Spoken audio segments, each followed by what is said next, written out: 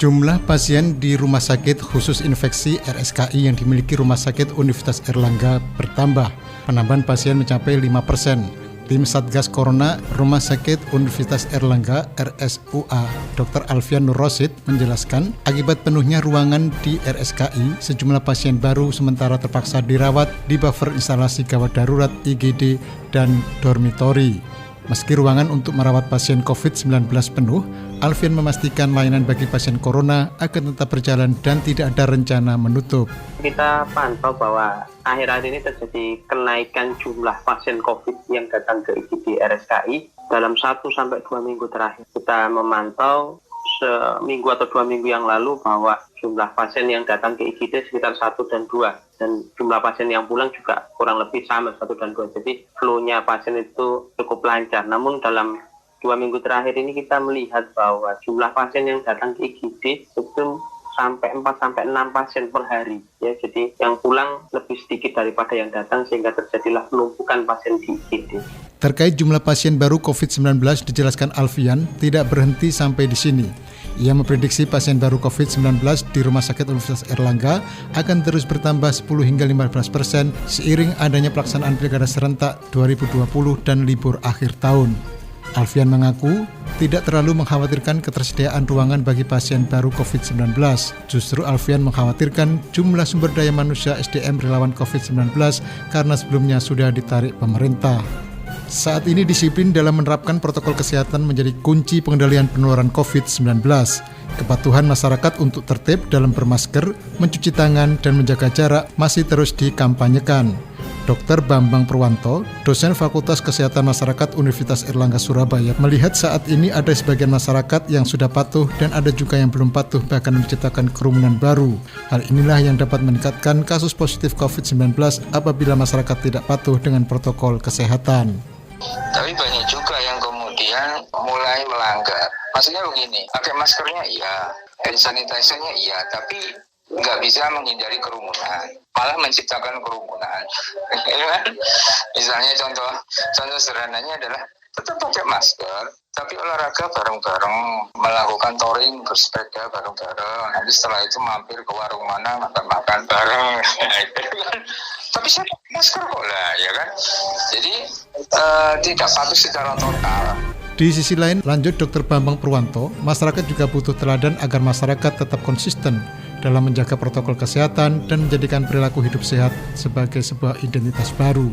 Mengingat masih masifnya angka penularan COVID-19 di Indonesia, pemerintah terus berupaya memupuk kesadaran warga dengan terus mensosialisasikan penggunaan masker, rajin mencuci tangan, dan melakukan jaga jarak sosial di tengah masyarakat. Terkait hal itu, Kapolda Jawa Timur Irjen Polisi Niko Afinta menginstruksikan tim Hunter bergerak cepat untuk mengendalikan penyebaran corona.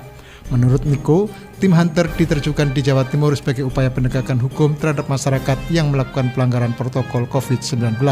Niko menjelaskan, tim COVID Hunter diisi aparat gabungan dari Ditreskrimum, Bidokes Polda Jatim, dan Dinas Kesehatan Jawa Timur. Saya meminta bantuan dari seluruh stakeholder dan masyarakat untuk bersama-sama di dalam penanganan COVID. Karena kita ketahui bahwa COVID masih berada di sekeliling kita. Masih ada korban yang meninggal dunia, masih ada korban yang jatuh sakit. COVID Hunter akan tetap kami jalankan, dan harapan saya dengan adanya COVID Hunter, dengan tumbuhnya kesadaran masyarakat, itu akan mempengaruhi jumlah penambahan positif yang terjadi di Surabaya bisa menurun. Bahwa kepatuhan terhadap protokol kesehatan itu menjadi salah satu kunci utama dalam kita melaksanakan penyelesaian masalah COVID. Lebih lanjut, Niko menerangkan pihaknya akan intens untuk melakukan patroli dan bekerja sama dengan pihak rumah sakit untuk meminta data pasien yang tidak disiplin selama menjalani perawatan atau karantina. Timnya tidak segan menjemput paksa dengan kendaraan yang sudah disiapkan khusus untuk pasien COVID-19. Wakil Gubernur Jawa Timur Emil Dardak juga menegaskan masyarakat tidak boleh lengah terhadap protokol kesehatan COVID-19 karena beberapa waktu terakhir terjadi kenaikan tren COVID-19. Meski demikian, Emil meminta masyarakat untuk tidak panik dan tetap cermat menghadapi COVID-19.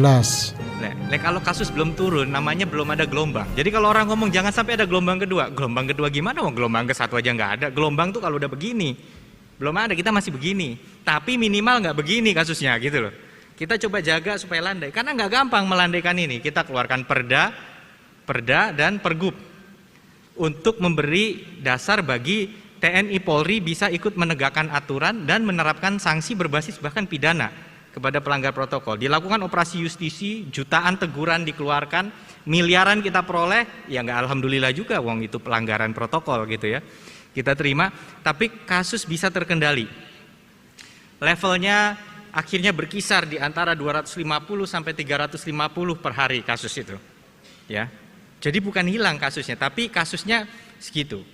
Tapi waspada, karena dalam beberapa waktu terakhir terjadi kenaikan tren di seluruh Indonesia. Di Jawa Timur pun kasusnya agak sedikit naik menjadi 450, 400-an dalam beberapa hari terakhir. Tapi jangan panik, jangan apa bahasa Jawa, jangan gupuh melihat ini. Kita tetap harus kemudian tiba-tiba langsung takut. Kita coba cermati, kira-kira pangkal permasalahannya ada di mana nih? Kalau sampai kasus bisa naik, di mana titik-titik lengahnya itu aja. Jadi jangan tiba-tiba digrek semua langsung di. Kita benar-benar harus cermati apa saja titik-titik rawannya. Optimisme berbasis sinergi lintas elemen dalam bekerja keras menekan kasus COVID-19 perlu dibangun terus-menerus, meskipun Jawa Timur sudah mempersiapkan rumah sakit darurat untuk mengatasi lonjakan kasus COVID-19. Wakil Gubernur Emil Dardak mengingatkan warga agar meningkatkan lagi penerapan protokol kesehatan maupun dalam pelaksanaan 3T, yaitu testing, tracing, dan treatment.